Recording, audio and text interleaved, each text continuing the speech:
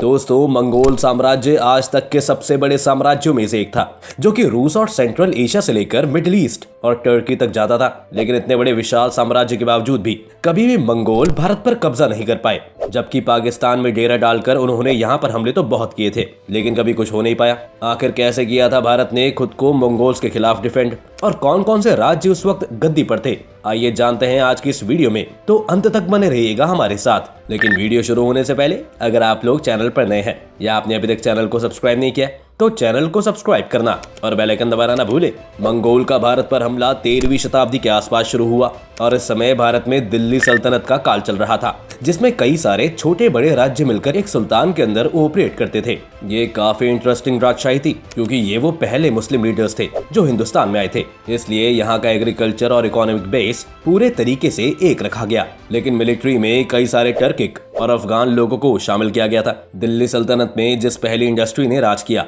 वो थी ममलुक, और जब मंगोलों की सेना भारत में आई थी तब यही शासन कर रहे थे। ये वो समय था जब चंगेज खान की सेना ने ख्वारिज़मियन एम्पायर को तबाह कर दिया था। चंगेज खान का मकसद कभी भारत पर पूरी तरह कब्जा करने का था भी नहीं। हिस्टोरिकल रिकॉर्ड्स के हिसाब से चंगेज खान भारत के जरिए चीन तक जाने का रास्ता बनाना चाहता था, जो कि उसके मेन राइवल्स थे। कहा यह भी जाता है कि चंगेज खान बहुत ही अंधविश्वासी था और उसे भारत पर हमला करने का कोई शुभ मुहूर्त मिल भी नहीं पा रहा था। चंगेज खान के एडवाइजर येलो चुकाई ने भारत में राइनोसोरस नाम के जानवर को देखने की बात अपनी बायोग्राफी में लिखी है, लेकिन मंगोलों ने कभी राइनो नहीं देखा था, इसलिए उन्हें ये भी एक अपशकुन की तरह ही दिखाई दिया। कहते हैं शुरुआत में चंगेज खान ने भारत में अपने दूत भेजे थे, जिन्हें सुल्तान इल्तुतमिश ने रिसीव किया था, और कुछ वक्त के लिए दोनों के बीच में एक मित्रता भी थी। लेकिन इल्तुतमिश की मौत तक काफी चीजें बदलने लगी थी, जो फाइनली आगे जाकर क्लैशेस की वजह बनी। सबसे पहली चीज यह थी कि दिल्ली सुल्तान के पास कई सारे रिफ्यूजीज भाग कर आने लगे थे, जो मंगोलों के कहर से भागे थे।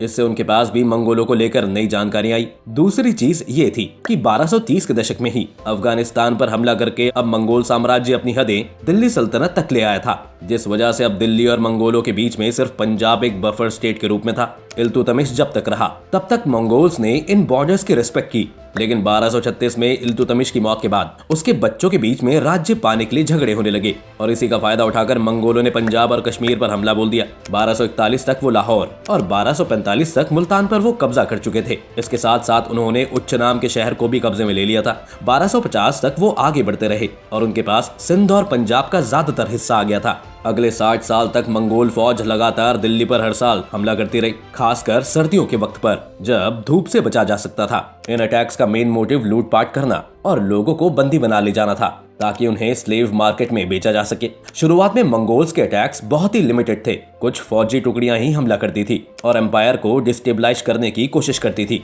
अभी भी वो फुल स्केल वॉर के लिए तैयार नजर नहीं आते थे। मंगोल ने साथ ही साथ अब दिल्ली की पॉलिटिक्स में भी दखल देना शुरू कर दिया था। 1250 के दशक में साली नायोन नाम के एक मिलिट्री जनरल को दिल्ली भेजा गया, ताकि वो इल्तुतमिश के एक बेटे को गद्दी पर बैठाकर सुल्तान बना सके।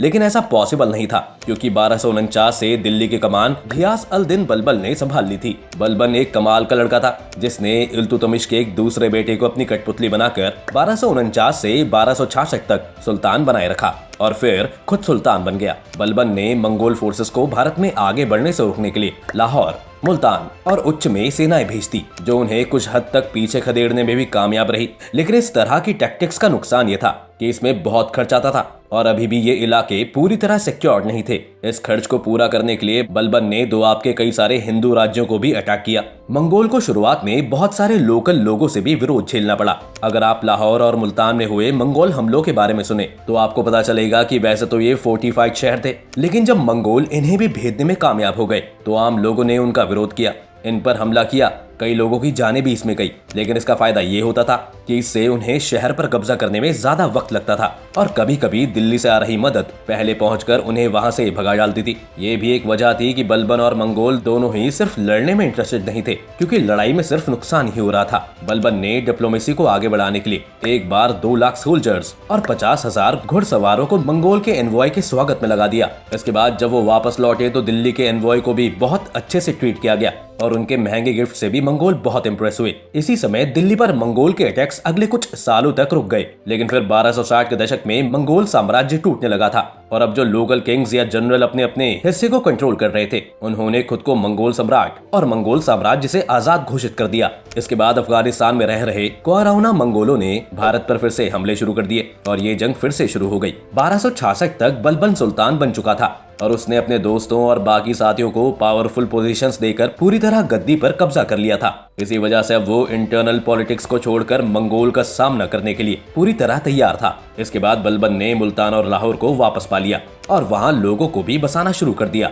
वहाँ की कई ट्राइब्स के साथ मिलकर बलबन ने नए बॉर्डर्स पर कई सारे समझौते भी किए। बलबन ने अपने सबसे पसंदीदा बेटे मोहम्मद सुल्तान को मुल्तान की कमांड भी दे दी, जिसकी जिम्मेदारी पूरे शहर की मरम्मत देखना था। बलबन ने अपनी सेना में कई सारे मंगोल, पर्शियन और सेंट्रल एशियन रिफ्यूजीज को जगा दी और उन्हें इम्पोर्टेंट पोजीशंस पर रखना शुरू भी कर दिया। बलबन को पता था कि इस वक्त हिंदुस्तान पर सबसे बड़ा खतरा मंगोल के रूप में ही मंडरा रहा है, जिस वजह से उसने हर किसी को अपने साथ शामिल कर लिया। उसने अपनी घुड़सवार सेना को भी एक्सपेंड करना शुरू कर दिया और साथ ही आर्मी में लड़ाकू हाथियों की संख्या भी बढ़ा दी गई। लेकिन 1285 में मंगोलों ने मुल्तान पर अटैक कर दिया और इसमें बलबन के बेटे की मौत हो गई। 2 साल बाद बलबन ने भी अपना शरीर छोड़ दिया और फिर कुछ साल के पावर स्ट्रगल के बाद गद्दी पर बैठा अलाउद्दीन खिलजी ने 1296 में गद्दी संभाली और मंगोलों के खिलाफ चलने वाली ये लड़ाई जारी रखी। खिलजी वो आदमी था जो अपनी बहादुरी और अपनी क्रूरता दोनों के लिए ही जाना जाता था। उसका डिफेंस सिस्टम बलबन से भी बेहतर था और उसने अपनी आर्मी मोटिवेट करने के लिए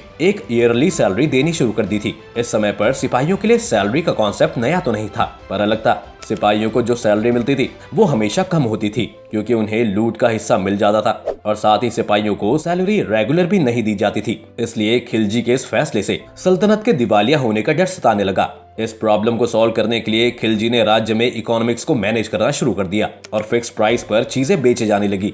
इसका फायदा ये हुआ कि महंगाई नहीं बढ़ी और कम सैलरी देने से उसके सिपाही और उनके परिवार वालों ने कोई शिकायत नहीं की। खिलजी ने मंगोलों के मुकाबले के लिए अपनी सेना में घुड़सवारों का बहुत सहारा लिया। इसके अलावा बॉर्डर पर जो सामान और दीपालपुर जैसे जो बड़े शहर थे वहां पर कैटेप्यूल्ट्स जैसे डिफेंस सिस्टम्स को इंस्टॉल किया। मुल्तान और वहां से दिल्ली की तरफ आने वाले रास्तों को पूरी सिक्योर किया गया। वहां नई बिल्डिंग्स बनाई गई। उसने रास्ते भर में मिलिट्री जनरल्स और सिपाहियों को जमीन देना शुरू कर दी ताकि किसी अटैक के दौरान लोकल लोग भी उन्हें प्रोटेक्ट कर पाएं।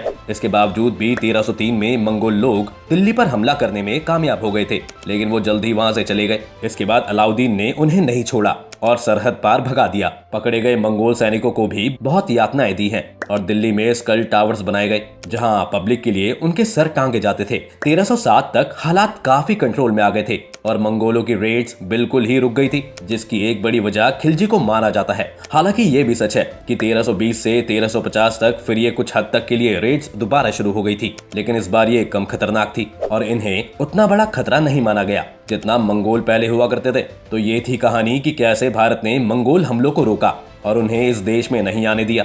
उम्मीद है आपको आज की इस वीडियो से काफी कुछ नया सीखने को मिला होगा। अगर आपको ये वीडियो पसंद आई हो तो वीडियो को लाइक करें और अगर आप चैनल पर नए हैं तो जाने से पहले चैनल को सब्सक्राइब करना और बेल आइकन दबाना ना भूलें।